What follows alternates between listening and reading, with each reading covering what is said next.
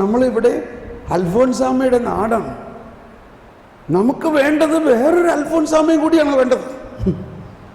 നമുക്ക് വേണ്ടത് ഒരു മദർ തെരേസ കൂടിയാണ്. നമുക്ക് വേണ്ടത് ഒരു ഫ്രാൻസിസ് അസീസി കൂടിയാണ്. നമ്മൾ ഈ നവീകരണവും കരിസ്മാറ്റിക്കും പ്രയർ ഗ്രൂപ്പും ഒക്കെ ആയതോടുകൂടി എല്ലാം ഗ്രൂപ്പ് പ്രാർത്ഥനകളാണ്. ശരിയാണ്, എത്ര വലിയ ഗ്രൂപ്പായാലും ഒരു ഇൻഡിവിജ്വൽ കാരിസം റിമെയിൻസ്. ഓരോരുത്തർക്കും ദൈവമായിട്ടുള്ള വ്യക്തിബന്ധത്തിൽ ഒരു പ്രത്യേക കാരിസംസ് എല്ലാവർക്കും ഉണ്ടാവും. മനസ്സിലാവുന്നുണ്ടോ? അത് നിങ്ങൾ കണ്ടുപിടിക്കണം. അത് ജ്ഞാനത്തിലൂടെ മനസ്സിലാവുക. നമ്മൾ ഓരോരുത്തരിലും ഒരു പ്രത്യേക കരിസ്മ ഉണ്ട്. അത് ഡോർമെന്റ് ആയിട്ട് ഇങ്ങനെ കിടക്കുകയാണ്. അതിങ്ങനെ ഡോർമെന്റ് എന്ന് പറഞ്ഞാൽ ഉറങ്ങിക്കിടക്കുകയാണ്. അതിനെ ഉണർത്തണം. അതൊരു പക്ഷേ ഇപ്പൊ പൗലോസ് പറയും, ഞാൻ അമ്മയുടെ ഗർഭത്തിൽ വെച്ച് ഇതാണ് വിളി. പക്ഷെ അങ്ങനെ എവിടെ ആയിരുന്നു?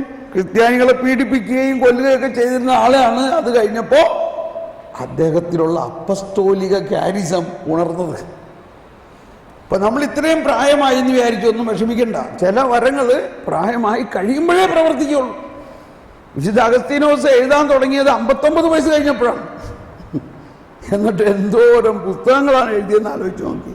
കാരണം അത്രയും അനുഭവജ്ഞാനം ആണ്, ഇതിൻ്റെ വെളിച്ചത്തിലാണ് എഴുതേണ്ടത്. ടോക്ക് കാരിസത്തിലേക്ക് പോകണല്ലോ. ഓക്കെ, നമ്മൾ തിരിച്ചു പിടിക്കാം, അല്ലെങ്കിൽ അങ്ങ് പോട്ടെ അല്ലേ. പക്ഷെ ഇതിൻ്റെ എല്ലാം പറയുന്ന ആശയം ജ്ഞാനമാണ്. നമ്മൾക്ക് ദൈവം തന്നിരിക്കുന്ന ജ്ഞാനത്തെ തുറക്കണം. കേട്ടോളൂ. വീണ്ടും ജ്ഞാനത്തിൻ്റെ പുസ്തകം 7-ാം അധ്യായത്തിൽ സോളമൻ പറയുകയാണ്. 7-ാം അധ്യായത്തിൽ അല്ലെങ്കിൽ 6-ാം അധ്യായത്തിൽ 22 വായിച്ച്. 6-ാം അധ്യായത്തിൽ 22 എന്താ പറയുന്നത്? ജ്ഞാനം 6:22 എന്താ പറയുന്നത്? ആരെങ്കിലും ഒന്ന് വായിച്ചോ? അവിടുന്ന് വേണ്ടി വായിക്കാം. അടുത്തത് ഇല്ലില്ല, അത് 7:22.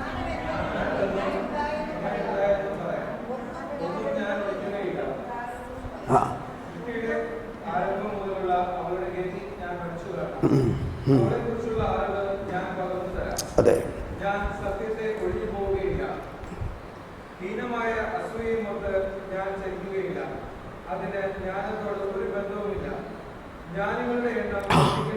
അതാണ് 6:24 അല്ലേ? അത്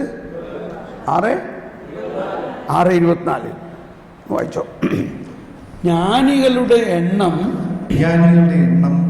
വർദ്ധിക്കുന്നത് ലോകത്തിന്റെ രക്ഷയാണ്. കണ്ടോ?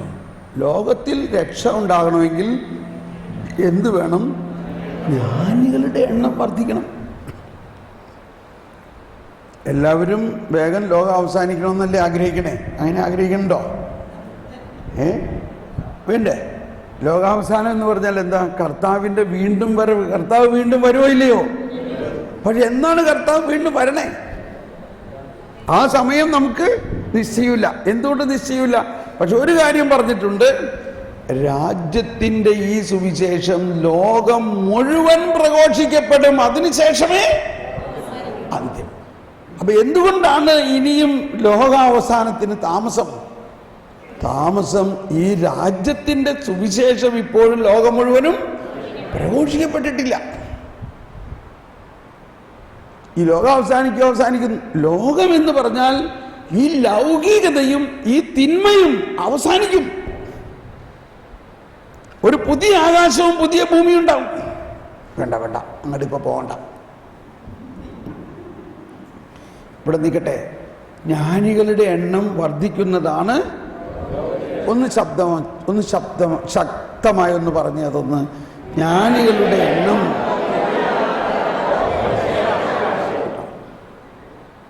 അപ്പോ ഇനി 7-ാം അധ്യായത്തിൽ ഒരു ജ്ഞാനിയാണ് ഈ പറയണത്. ആരാണ് ആ ജ്ഞാനി? സോളമൻ. 7:7 പറയുകയാണ്. 7:7 എന്ന് വായിച്ചോ. 7:7 ഞാൻ പ്രാർത്ഥിച്ചു. ഹലോ, എന്താണ് സോളമൻ പറയാണ്? ഞാൻ പ്രാർത്ഥിച്ചു, എനിക്ക് വിവേകം ലഭിച്ചു. ഞാൻ ദൈവത്തെ വിളിച്ചപേക്ഷിച്ചു. ചൈതന്യം എനിക്ക് ലഭിച്ചു. ഇത് എന്നെ സ്പർശിക്കുന്നത് ഇങ്ങനെയാണ്. ആദ്യം എന്നെ സ്പർശിച്ചത് സോളമൻ. ഇത്രയും ഇസ്രായേലിൽ ഇത്രയും വലിയ രാജാവായിരുന്ന സോളമനും പ്രാർത്ഥിക്കാൻ സമയമുണ്ടായിരുന്നു. ഇത് കാര്യം പറയാനുണ്ടല്ലോ. ഇപ്പം നമ്മൾ പലപ്പോഴും ശുശ്രൂഷകർ തന്നെ വരും, ബ്രദറെ ഇവിടെ ഒന്ന് പ്രാർത്ഥിക്കുക, ഒരു നിലനിൽപ്പുണ്ടാവോ, വലിയ പ്രശ്നമാണ്. ഞാൻ പറയും, നീ എത്ര സമയം പേഴ്സണൽ പ്രെയർ ചെയ്യും? അതിനൊന്നും സമയമില്ല, ഭയങ്കര ബിസിയാണ്. ഏത് മനസ്സിലായ? നമുക്ക് പ്രാർത്ഥിക്കാൻ സമയമില്ല. ഇസ്രായേലിലെ രാജാവിന് ഇപ്പോഴും നമ്മൾ പറയും, രാജാവിന് പിന്നെ എല്ലാ കാര്യങ്ങളും ചെയ്യാൻ ആൾക്കാരുണ്ട് എന്ന് പറയും. വീട്ടമ്മമാർ പറയും അങ്ങനെ. എന്തിനു പറയണു? അല്ലെങ്കിൽ പോപ്പ് ഫ്രാൻസിസിന് സമയമുണ്ട്, നമുക്ക് സമയമില്ല. മദർ തെരേസയ്ക്ക് സമയമുണ്ടായിരുന്നു, നമുക്ക് സമയമില്ല.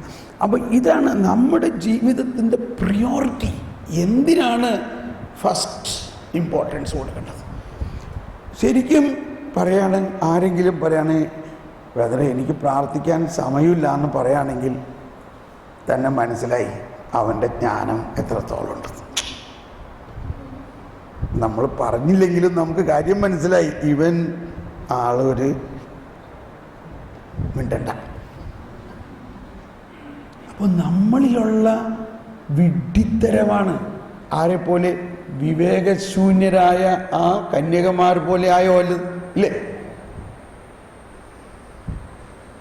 നമ്മൾ ദൈവമക്കളാണെങ്കിൽ പ്രഥമമായിട്ട് ദൈവത്തിൻ്റെ ജ്ഞാനമല്ലേ നമ്മളിൽ തുടിക്കേണ്ടത്? ദൈവമക്കളാണെങ്കിൽ ദൈവത്തിൻ്റെ ജ്ഞാനം നമ്മൾ തുടിക്കണോ ഇല്ലയോ? പക്ഷെ അതിനൊരു പ്രിയോറിറ്റി ഉണ്ട്. ആ പ്രിയോറിറ്റിയാണ് ഇവിടെ സോളമൻ പറയുന്നത്. ഒരു ലിസ്റ്റ് ഓഫ് പ്രിയോറിറ്റീസ്. പ്രിയോറിറ്റി ഇതാണ്. സോളമൻ പറയുകയാണ്, എനിക്ക് ചെങ്കോലിലെയും സിംഹാസനത്തിലും കൂടുതൽ ഞാൻ ജ്ഞാനത്തെ വിലമതിക്കുന്നു. അടുത്ത വചനം വായിക്കും. ചെങ്കോലിലും എല്ലാവരും ഒന്ന് ഏറ്റു പറഞ്ഞുകൊണ്ട്, ചെങ്കോലിലും സിംഹാസനത്തിലും അധികമായി അവളെ ഞാൻ വിലമതിച്ചു. അവളോട് തുലനം ചെയ്യുമ്പോൾ ധനം നിസ്സാരമെന്ന് ഞാൻ കണക്കാക്കി. കണ്ടോ? ഇവിടെയൊക്കെ നമ്മൾക്ക് എവിടെ നമ്മൾ കിടക്കണമെന്ന് ആലോചിച്ചോ. നമ്മൾ ലോകം മുഴുവനും ധനത്തിൻ്റെയും സമ്പത്തിൻ്റെയും പുറകെ പോവുകയാണ്. ജ്ഞാനത്തിൻ്റെ പുറകെ പോകുന്നുണ്ടോ? പക്ഷെ സോളമൻ പറയാണ്,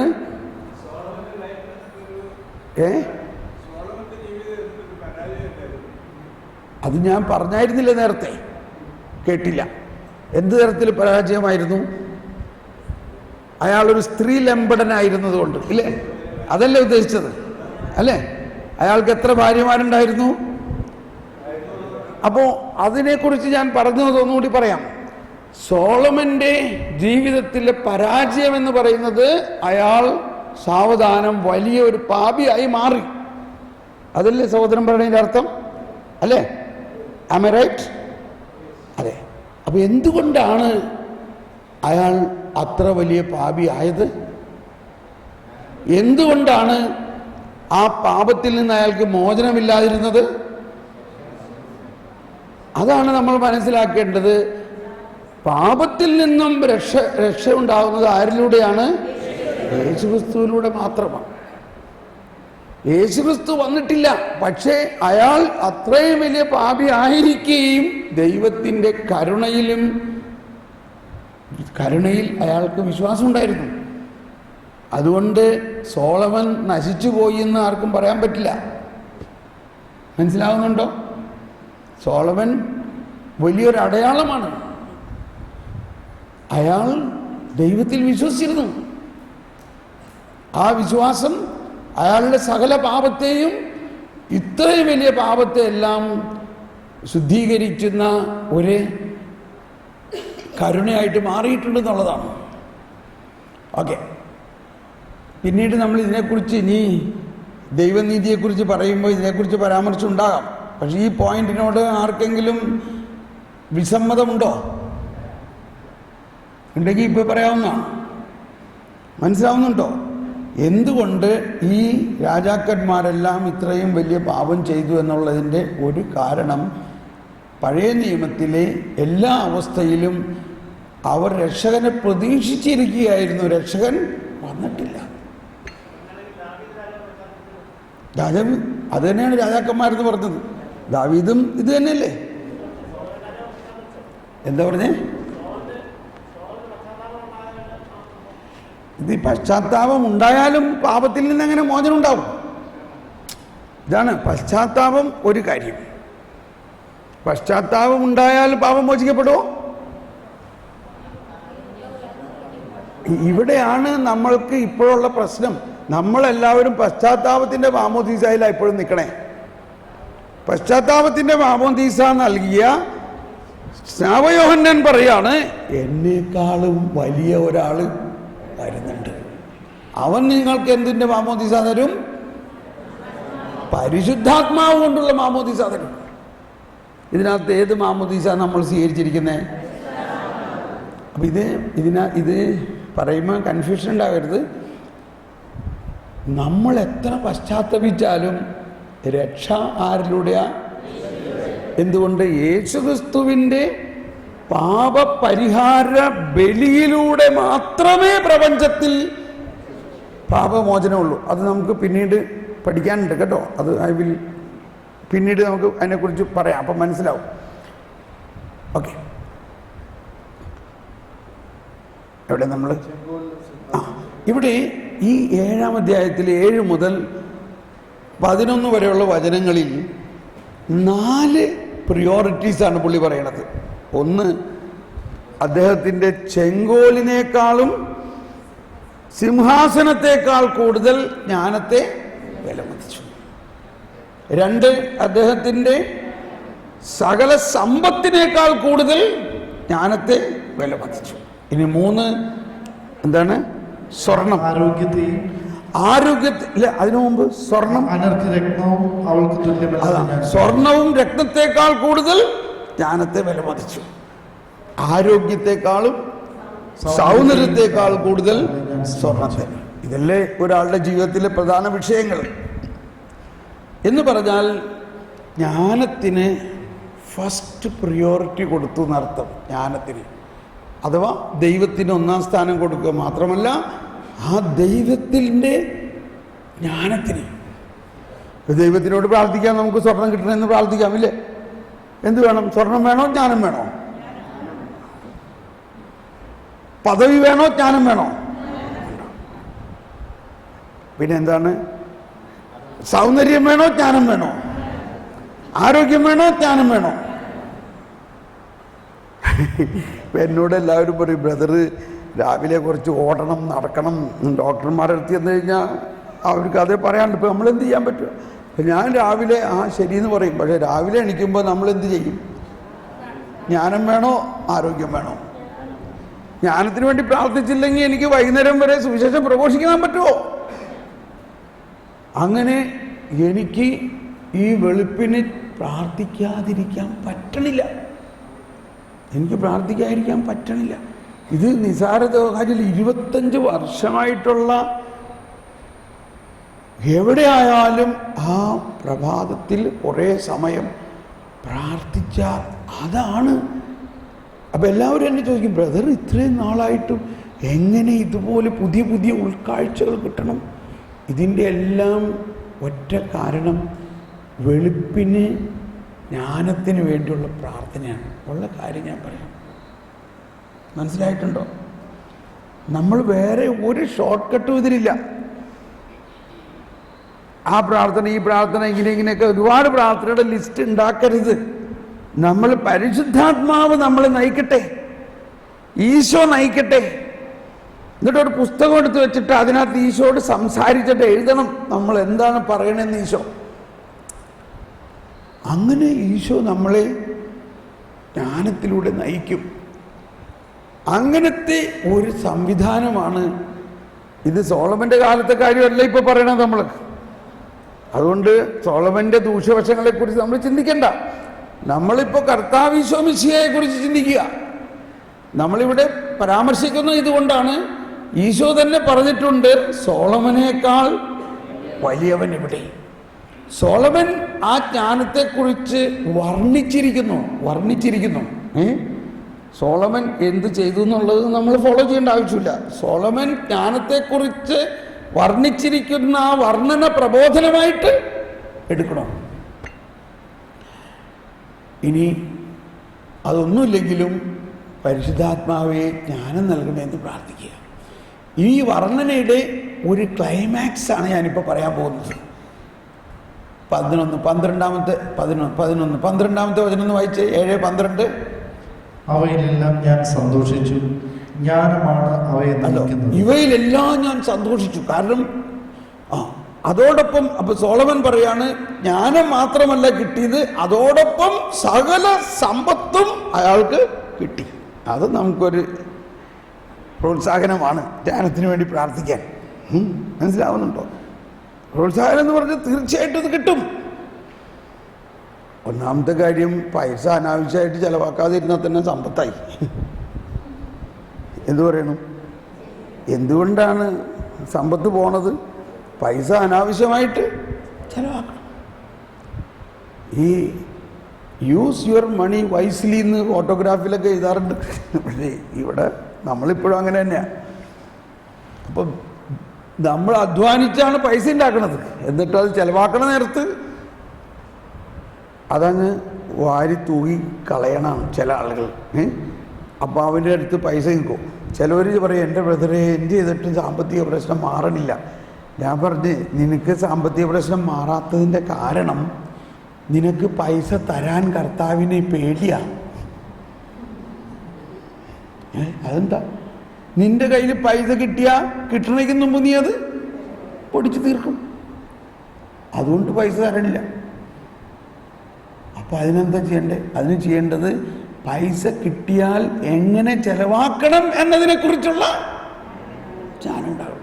ഇപ്പം ഞാനീ പറയണതൊക്കെ പൈസയുടെ കാര്യമായി പോണല്ലോ ദൈവമേ. മനസ്സിന് എളുപ്പം മനസ്സിലാകാൻ വേണ്ടിയാന്ന് വിചാരിച്ചാൽ മതി. മാത്രമല്ല, ഇത് നമ്മളുടെ പ്രാക്ടിക്കൽ കാര്യമല്ലേ? ആണോ അല്ലയോ? ഒരിക്കൽ നമ്മളൊരു ധ്യാനം, കപ്പിൾസ് റിട്രീറ്റ്, ദമ്പതിമാരുടെ ധ്യാനം കൂടിയ, അത് കഴിഞ്ഞിട്ട് ധ്യാനത്തിൻ്റെ 3-ാം ദിവസം ഒരുത്തം വന്നിട്ട് പറയാണ്, ഈ ധ്യാനം കല്യാണത്തിന് മുമ്പൊന്ന് കൂടിയിട്ടുണ്ടായിരുന്നെങ്കിൽ. എന്താ? എനിക്ക് കിട്ടിയ സ്ത്രീധനം മുഴുവനും 3 മാസം കൊണ്ട് ഞാൻ തരികട പൊടിച്ച് തീർത്തു. മനസ്സിലായി? എന്നിട്ട് ഇപ്പം ഇരുന്ന് കരയാണെന്ന്. എന്തുകൊണ്ടാ? ഉണ്ടോ? പെണ്ണിൻ്റെ പൈസ എടുത്ത് ചെലവാക്കാനായിട്ട് നല്ല സുഖം ഇല്ലേ? എന്നിട്ട് ജീവിതകാലം മുഴുവന് കുടുംബത്ത് പ്രശ്നം. അപ്പോൾ ജ്ഞാനമില്ലാത്തത് കൊണ്ട് ഉണ്ടാവുന്ന കാര്യങ്ങളാണ്. അപ്പോൾ ഇവിടെ പറയാണ്, സോളമൻ പറയാണ്, ആ ജ്ഞാനത്തോടൊപ്പം എനിക്ക് സകല സമ്പത്തും എല്ലാം കിട്ടി. ഇനി പറയണത് ശ്രദ്ധിച്ചോട്ടോ, അടുത്തത് പറയണത് ശ്രദ്ധിച്ചോ.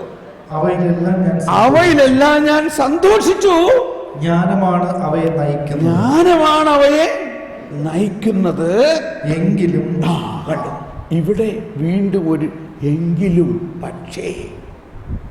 അതൊന്നും എല്ലാവരും വായിച്ചേ. എങ്കിലും അവളാണ് അവയുടെ ജനനി എന്ന് ഞാൻ ഗ്രഹിച്ചില്ല. ഒന്നുകൂടി എല്ലാവരും പറഞ്ഞത്, എങ്കിലും അവളാണ് അവയുടെ ജനനി എന്ന് ഞാൻ ഗ്രഹിച്ചില്ല.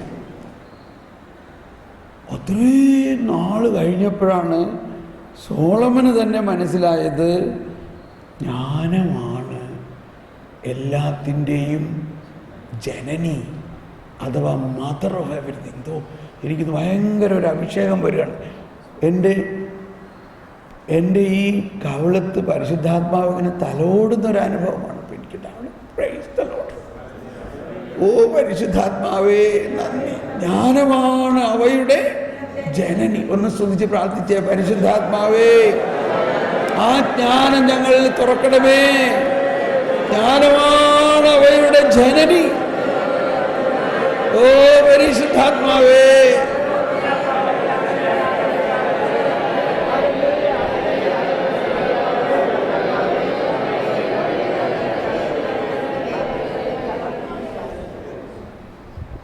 ഇതാണ്. അതായത് ജ്ഞാനത്തിൻ്റെ കയ്യിൽ നമ്മൾ ഒരു പെൻസിൽ പോലെ ആയാൽ മതി. ജ്ഞാനം നമ്മളെ ഉപയോഗിച്ച് കാര്യങ്ങൾ ആര് ചെയ്തോളും? ജ്ഞാനം ചെയ്തോളും. നമ്മളൊന്നും ചെയ്യണ്ട, നമ്മൾ ജ്ഞാനത്തിന് വിട്ടുകൊടുത്താൽ മതി ചെയ്യാൻ. ഇത് ഇച്ചിരി ബുദ്ധിമുട്ടുണ്ട് മനസ്സിലാകാൻ. അതാണ് കുറേ നാൾ ജ്ഞാനത്തിന് വേണ്ടി പ്രാർത്ഥിച്ചാലേ സോളമൻ ഇത് മനസ്സിലായുള്ളൂ. പക്ഷെ നമ്മുടെ സിറ്റുവേഷൻ അതിനേക്കാളും വളരെ ശ്രേഷ്ഠമാണ്. എന്തുകൊണ്ടാ? ഈ സോളമൻ അങ്ങയുടെ വിശുദ്ധ സ്വർഗത്തിൽ നിന്ന് അയച്ചു തരണമേ എന്ന് പറഞ്ഞ ജ്ഞാനം കർത്താവ് ഈശോ മിശിഹായാണത്.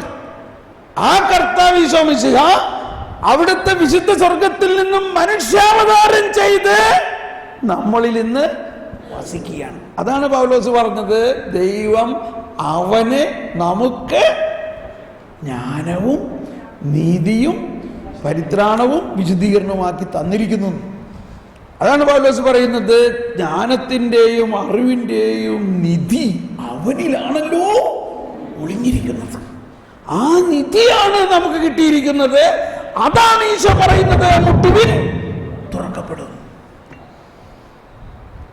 അതാണ് കൊച്ചു ത്രേസ്യയുടെയും ജോഹന്നാൻ ക്രൂസ്, അമ്മ ത്രേസ്യ, അല്ലെങ്കിൽ എല്ലാ വിശുദ്ധരുടെയും ജീവിതത്തിൽ നമ്മൾ കാണുന്നത്.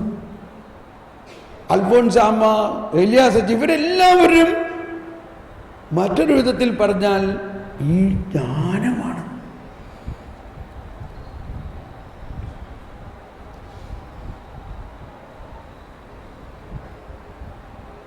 ജ്ഞാനത്തിൻ ചൈതന്യമേ